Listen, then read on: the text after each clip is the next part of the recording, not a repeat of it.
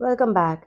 In our exploration of media governance, we have journeyed through the birth of the free media model, where the press was heralded as the fourth estate, a crucial check on power.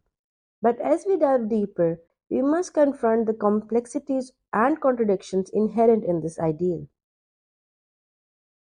The free media model emerged from a noble premise: the need for an unfettered press to hold the powerful accountable.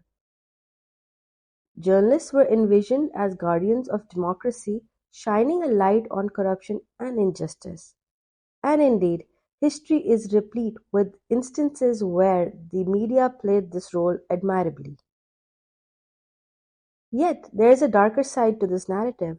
With great power came great influence, and some media moguls wielded their platforms to serve personal agendas.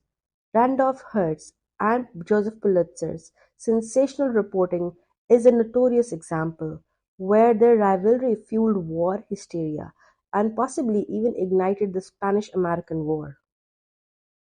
As the world plunged into Second World War, critical voices began to question the efficacy of the free media model. Shouldn't the press have exposed Hitler's atrocities earlier? Shouldn't they have acted as a bulwark against tyranny? These questions echoed loudly as public trust in the media waned. It was against this backdrop that Henry Lucy, the publisher of Time and Life magazines, took action. In 1943, he spearheaded the formation of the Commission on Freedom of the Press, tasking them with reimagining media governance for a new era. In 1947, the Commission delivered its findings, proposing a new model that aimed to balance freedom with responsibility. This model recognized the need for media independence while also emphasizing ethical standards and accountability. It sought to rein in the excesses of the free media model while preserving its essential role as a watchdog. But the journey didn't end there. In the decades that followed, media landscapes continued to evolve, shaped by technological advancements, societal changes, and shifting power dynamics. The challenges of misinformation, digital privacy, and social polarization loomed large, prompting renewed calls for reform. Today, as we navigate the complex terrain of media governance, we are reminded that there are no easy answers.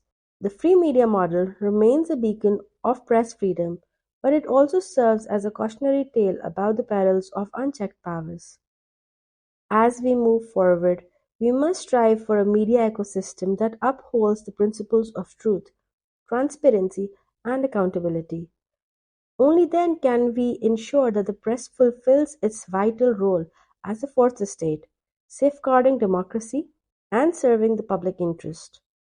Join us in the next part of our series as we delve deeper into the challenges and opportunities facing the modern media governance.